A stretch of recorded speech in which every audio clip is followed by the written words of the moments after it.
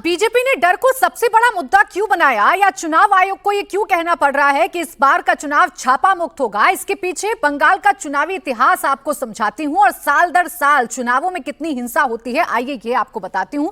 2016 से लेकर 2021 और 2021 से लेकर 2026 तक के आंकड़े आपके सामने रखती हूं।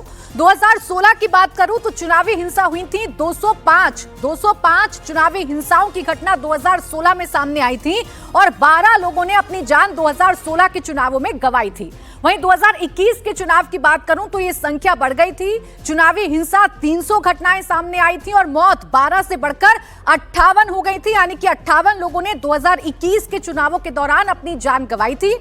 वहीं 2026 की बात करूं, पहले फेज का मतदान अभी होना है, लेकिन इस बार स्थिति थोड़ी कंट्रोल में नजर आती है क्योंकि अभी तक 40 चुनावी हिंसाओं की घटनाएं सामने आई हैं और मौत का आंकड़ा है 0, यानी कि अभी तक किसी के हताहत होने की कोई जानकारी बंगाल के चुनाव में नहीं मिली है। इसके साथ ही साथ सुरक्षा कर्मी कब कितने तैनात किए गए हैं, यह भी साल दर साल का आंकड़ा आपको बताती हूं। साल 2016 के चुनावों की बात करूं तो कुल 800 कंपनियां तैनात की गई थी। 2021 के चुनावों की बात करूं तो 725 कंपनियां तैनात की गई थी और 2026 की बात करूं जिस पर सबसे ज्यादा घमासान मचा हुआ है तो 2550 कंपनियां सेंट्रल फोर्सेस की डिप्लॉय की गई हैं, यानी पश्चिम बंगाल को पूरी तरीके से छावनी में तब्दील किया गया है और ये इस वजह से ताकि चुनावों के दौरान हिंसा ना हो सके और वोटर्स बिना डरे वोट कर सके।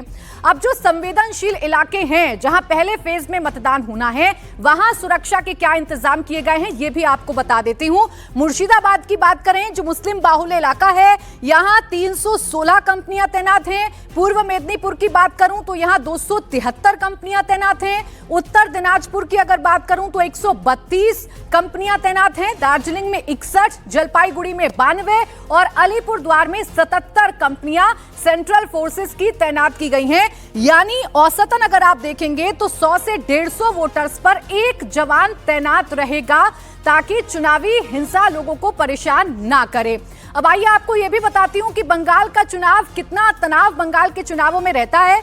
पहले फेज में 152 सीटों पर मतदान होना है और इन 152 सीटों पर कितने पोलिंग स्टेशन है? 40,000 पोलिंग स्टेशन है और 40,000 पोलिंग स्टेशंस पर जो 8,000 ऐसे बूथ हैं जो सुपर सेंसिटिव जोन में आते हैं और इन पर कितने जवानों की तैनाती है तो 2,40,000 जवानों को तैनात किया गया है क्योंकि सुपर सेंसिटिव बूथ हैं 8,000 और कुल बूथों की जो संख्या है पहले फेज में वो है 40,000। इस बार पूरी कोशिश चुनाव आयोग की तरफ से की गई है कि ये वाला जो चुनाव है वो भयमुक्त रहे, हिंसा मुक्त रहे, किसी की जान ना जाए। जो छोटी मोटी घटनाएं भी आ रही हैं टीएमसी और बीजेपी के कार्यकर्ताओं में भिड़ंत की, उन घटनाओं पर भी अंकुश लगाने की कोशिश की जा रही है। अब ये भयमुक्त चुनाव कितना हो पाएगा और ये भयमुक्त चुनाव क्या चुनावी मुद्दा बन पाया है,